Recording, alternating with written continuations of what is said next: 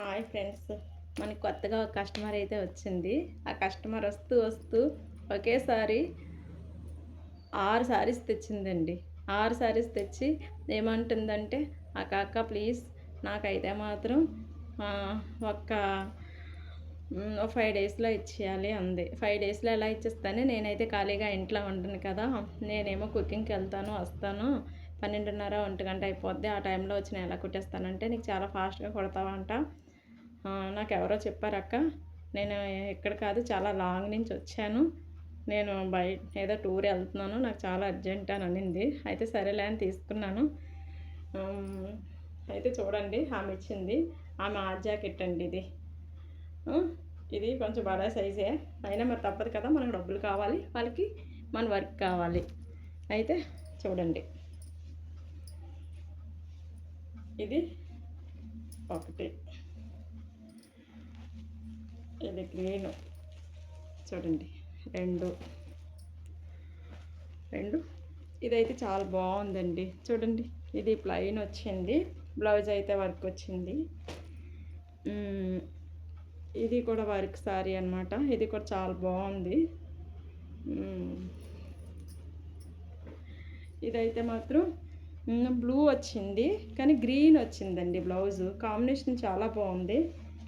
అయితే కాంబినేషన్లో బ్లౌజ్ చూడండి ఇంకి ఎంత బాగా వచ్చిందో. వేరే బ్లౌజ్ అసలు బయటని కొనుక్కొని కావాలని వేసుకుంటున్నారు కొంతమంది, కానీ మేము అసలు అలా ఇబ్బంది పడుకుంటే శారీలోనే వచ్చింది. ఈ శారీ అయితే నాకు చాలా బాగా నచ్చింది.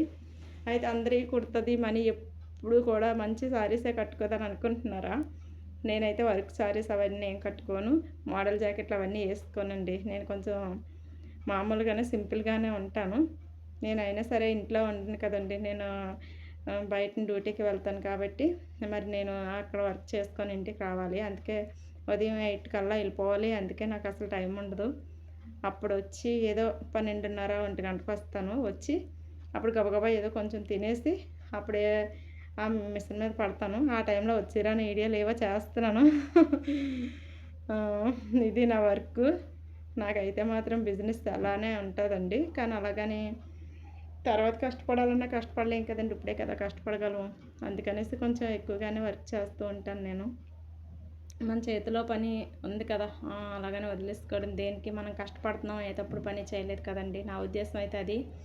అలాగే ప్రతి ఒక్క టైలరింగ్ చేసి ప్రతి ఒక్క సిస్టర్కి నేను చెప్పబోయేది ఒకటే, అరువులయ్యి ఇచ్చామంటే మాత్రం మనకు ఎవరో మనీ అయితే ఇవ్వరండి. నాది ఆల్రెడీ 10,000 ఉండిపోయింది, వాళ్ళ దగ్గర వసూలు చేయలేక వస్తున్నాను.